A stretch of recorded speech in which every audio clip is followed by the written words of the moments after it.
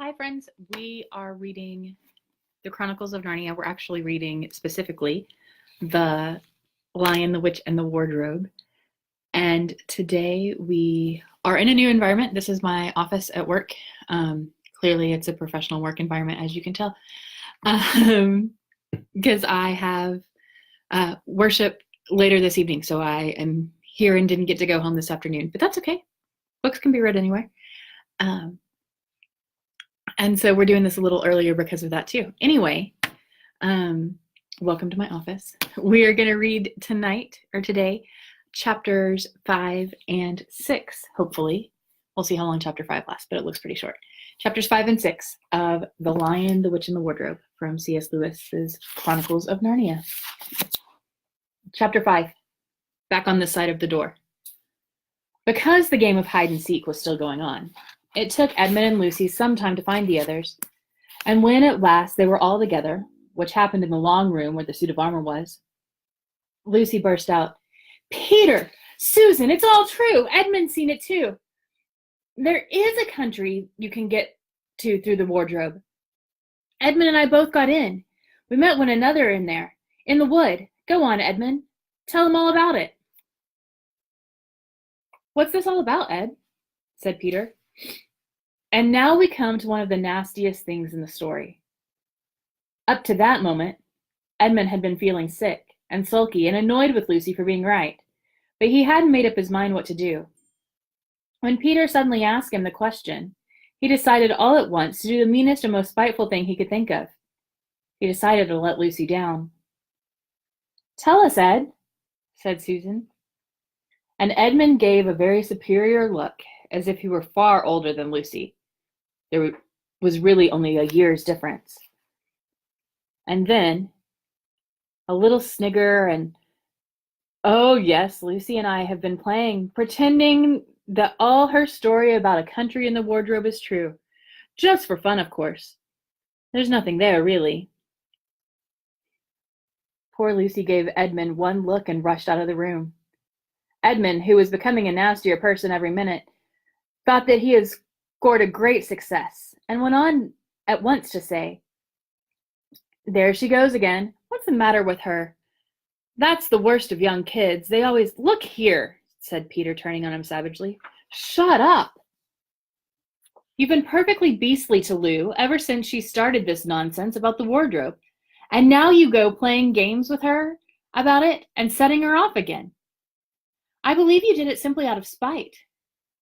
But it's all nonsense," said Peter.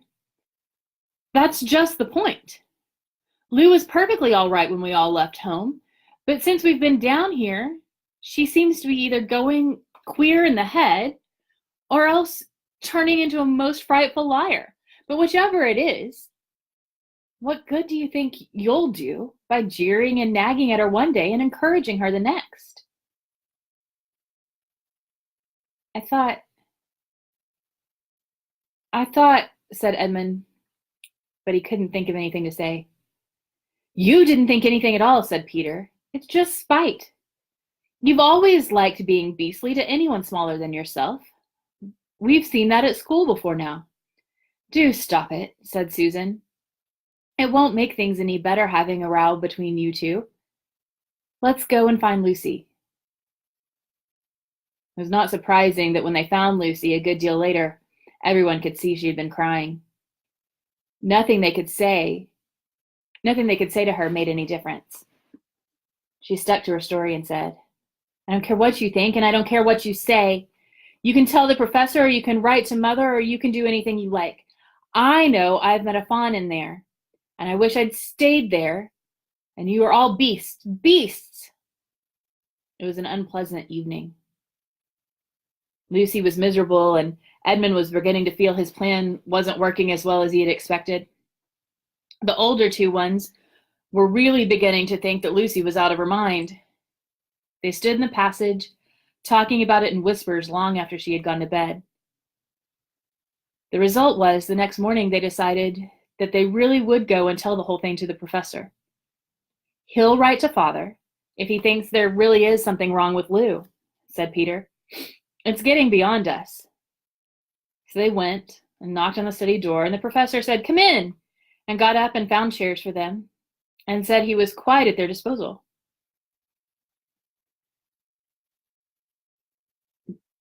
Then he sat, listening to them, with the tips of his fingers pressed together and never interrupting, till they had finished the whole story.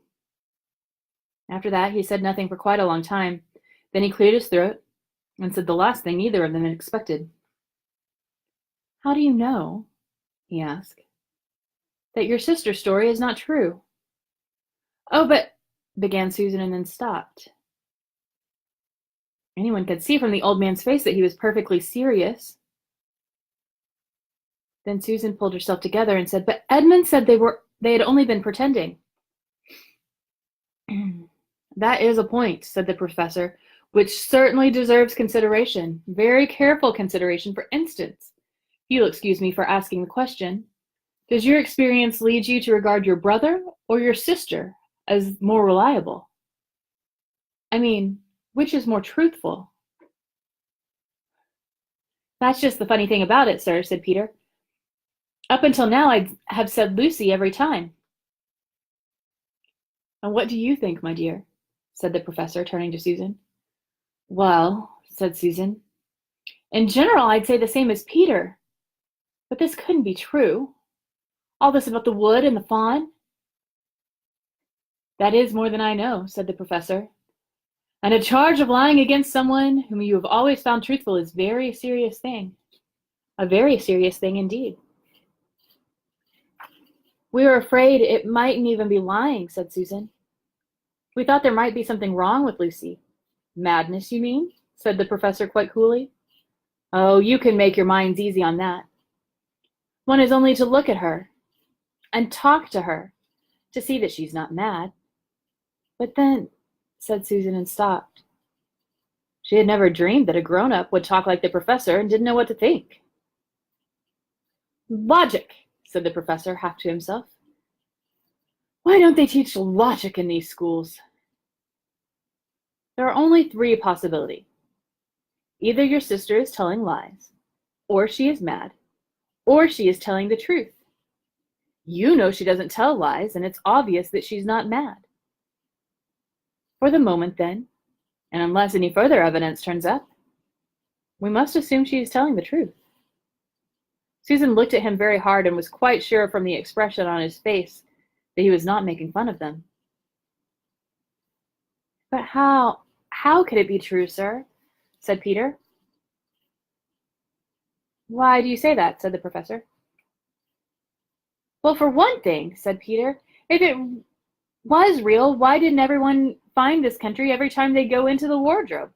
I mean, there was nothing there when we looked. Even Lucy didn't pretend there was. What's that to do with it?"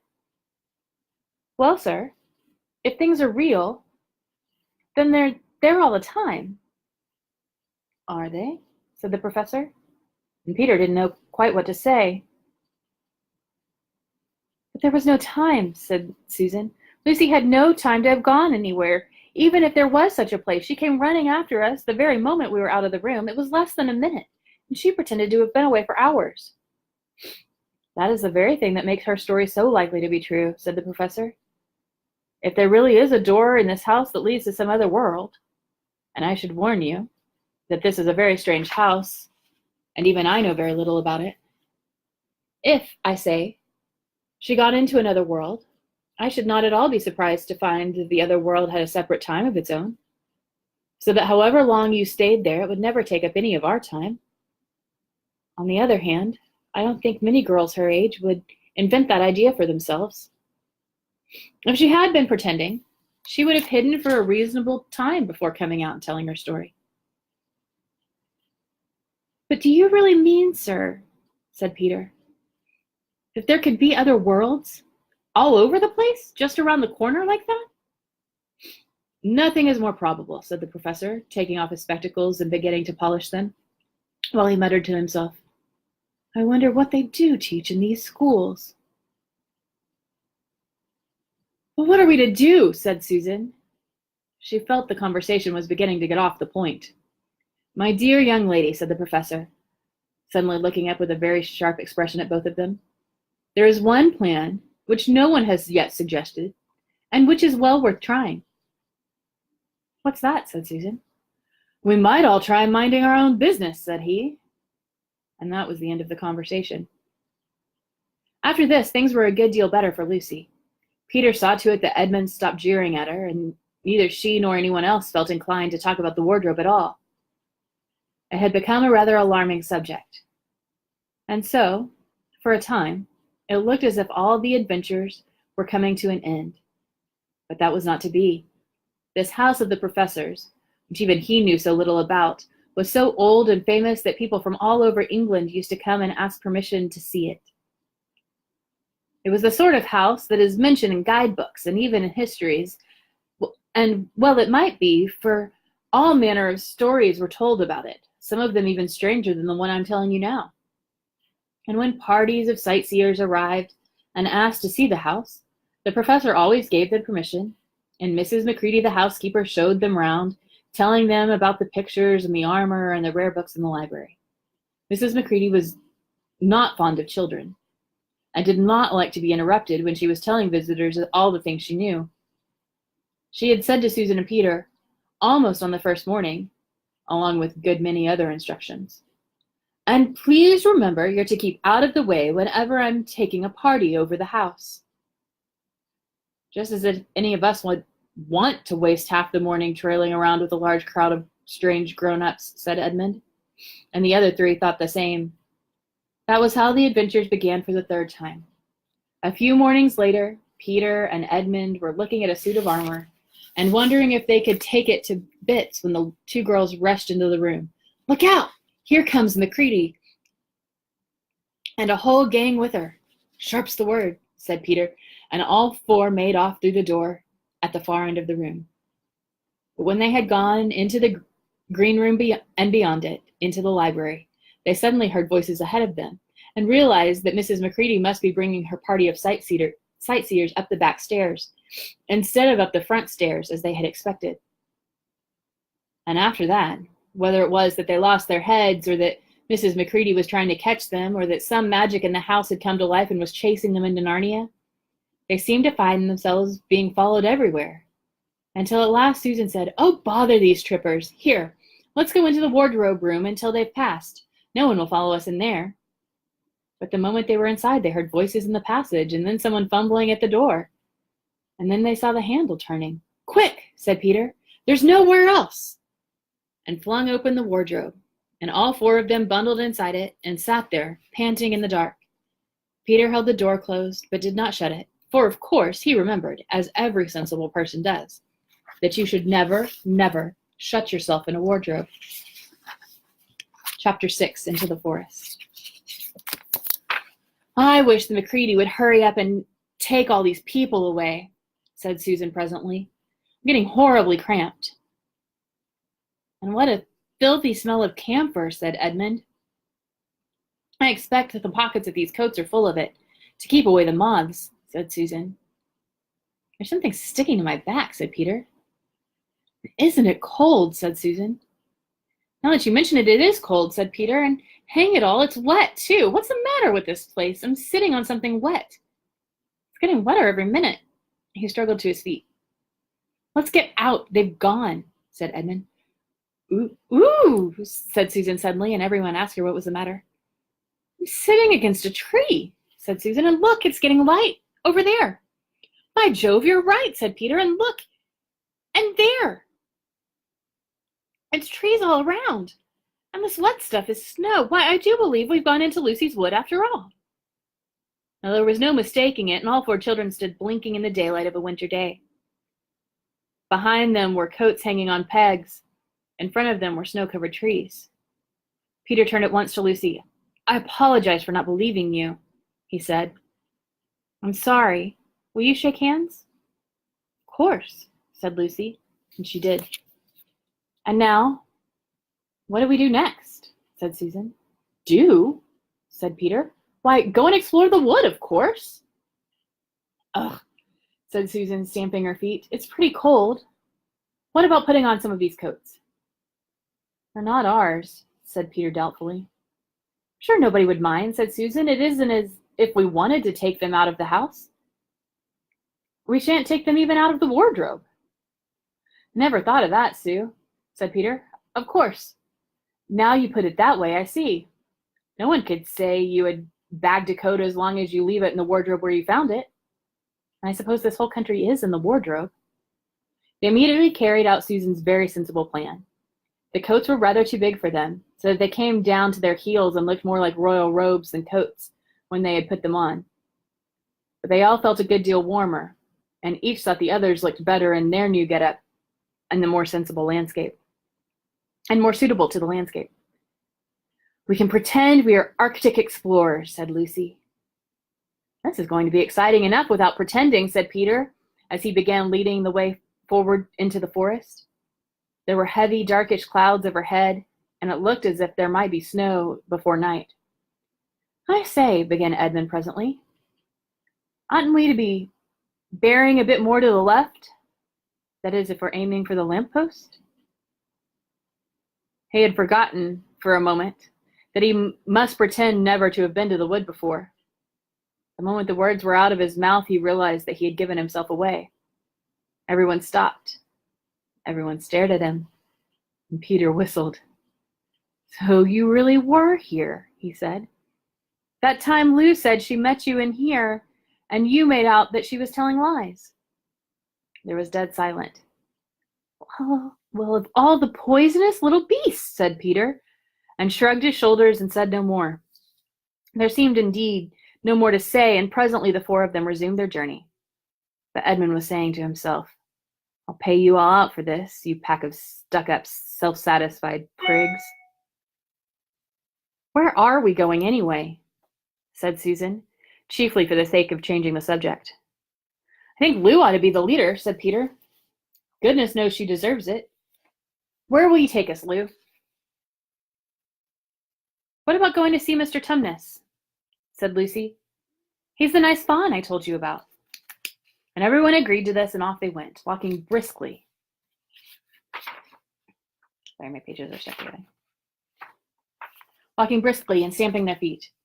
Lucy proved a good leader. At first she wondered whether she would be able to find the way, but she recognized the odd-looking tree in one place and a stump in another, and brought them to where the ground became uneven and into the little valley, and at last to the very door of Mr. Tumnus's cave. But there was a terrible surprise awaited them. The door had been wrenched off its hinges and broken to bits, and inside the cave was dark and cold and had the damp feel and smell of a place that had not been lived in for several days. Snow had drifted in from the doorway and was heaped on the floor, mixed with something black, which turned out to be charred sticks and ashes from the fire. Someone had apparently flung it about the room and then stamped it out. The crockery lay smashed on the floor, and a picture of the fawn's father had been slashed into shreds with a knife. "This is a pretty good washout," said Edmund. "Not much good coming here." "What is this?" said Peter, stooping down. He had just noticed a piece of paper, which had been nailed through the carpet onto the floor. "Is there anything written on it?" asked Susan. "Yes, I think there is," said Peter. "And I can't read it in this light. Let's go into the open air." They all went into the daylight, crowded round Peter, as he read out loud the following words. "The former occupant of these premises, the Fawn Tumnus, is under arrest and awaiting his trial on a charge of high treason against Her Imperial Majesty, Jadis, Queen of Narnia, Kathleen of Cair-Parvel, Empress of the Lone Islands, etc., also of comforting her said Majesty's enemies, harboring spies, and fraternizing with humans. Signed, Maugrim, Captain of the Secret Police. Long live the Queen." The children stared at each other. "I don't know that I'm going to like this place after all," said Susan. "Who's this Queen, Lou?" said Peter. "Do you know anything about her?" "She isn't a real queen at all," answered Lucy. "She's a horrible witch, the White Witch. Everyone, all the wood people, hate her. She's made an enchantment over the whole country so that it's always winter here and never Christmas. I wonder if there's any point in going on," said Susan. "I mean, It doesn't seem particularly safe here, and it looks as if it won't be much fun either. And it's getting colder every minute. And we've brought nothing to eat. What about just going home? Oh, but we can't, said Lucy suddenly. Don't you see? We can't just go home, not after this. It's all on my account that the poor fawn has gotten into this trouble. He hid me from the witch and showed me the way back. That's what it means by comforting the queen's enemies and fraternizing with humans. We simply must try to rescue him. Well, we could do, said Edmund, when we haven't even got anything to eat. Shut up, you, said Peter, who was still very angry with Edmund. What do you think, Susan? A horrid feeling that Lou is right, said Susan. I don't want to go a step further, and I wish we'd never come, but I think we must try to do something for Mr. Whatever his name is. I mean the fawn. That's what I feel too, said Peter. I'm worried about having no food with us. I'd vote for going back and getting something from the larder, only there doesn't seem to be any certainty of getting back into this country again when once you'd got out of it. I think we'll have to go on. So do I, said both girls. If only we knew where the poor chap was imprisoned, said Peter. They were all still wondering what to do next when Lucy said, Look, there's a robin with such a red breast. It's the first bird I've seen here. I say, I wonder, can birds talk in Narnia? It almost looks as if it wanted to say something to us. Then she turned to the robin and said, Please, can you tell us where Mr. Tumnus the fawn has been taken to? And as she said this, she took a step towards the bird. It at once flew away, but only as far to the next tree. There it perched, looked at them very hard as if it understood all that they had been saying. Almost without noticing that they had done so, the four children went a step or two nearer to it. At this, the robin flew away again to the next tree, and once more looked at them very hard. You couldn't have found a robin with a redder breast, or brighter eye. Do you know, said Lucy, I really believe he means for us to follow him. I have an idea he does, said Susan. What do you think, Peter? Well, we might as well try it, answered Peter. The robin appeared to understand the matter thoroughly. It kept going from tree to tree, always a few yards ahead of them, but always so near that they could easily follow it. In this way it led them on, slightly downhill. Wherever the robin alighted, a little shower of snow would fall off the branch. Presently the clouds parted overhead and the winter sun came out, and the snow all around them grew dazzlingly bright. They had been traveling in this way for about half an hour, with the two girls in front, when Edmund said to Peter, If you're still not too high and mighty to talk to me, I've got something to say which you'd better listen to. What is it? Asked Peter. Hush, not so loud, said Edmund. There's no good frightening the girls. But have you realized what we're doing? What? Said Peter, lowering his voice to a whisper. We're following a guide we know nothing about. How do we know which side that bird is on? Why shouldn't it be leading us into a trap? That's a nasty idea. Still, a robin, you know. They're good birds in all the stories I've ever read. Sure, a robin wouldn't be on the wrong side. If it comes to that, which is the right side? How do we know that the fawns are in the right and the queen, yes, I know we've been told she's a witch, is in the wrong? We really don't know anything about either. The fawn saved Lucy. He said he did. But how do we know? And there's another thing, too. Has anyone the least idea the way home from here? Great Scott, said Peter. I hadn't thought of that. No chance of dinner either, said Edmund. And that's the end of chapter 6. We'll pick up tomorrow with chapter 7.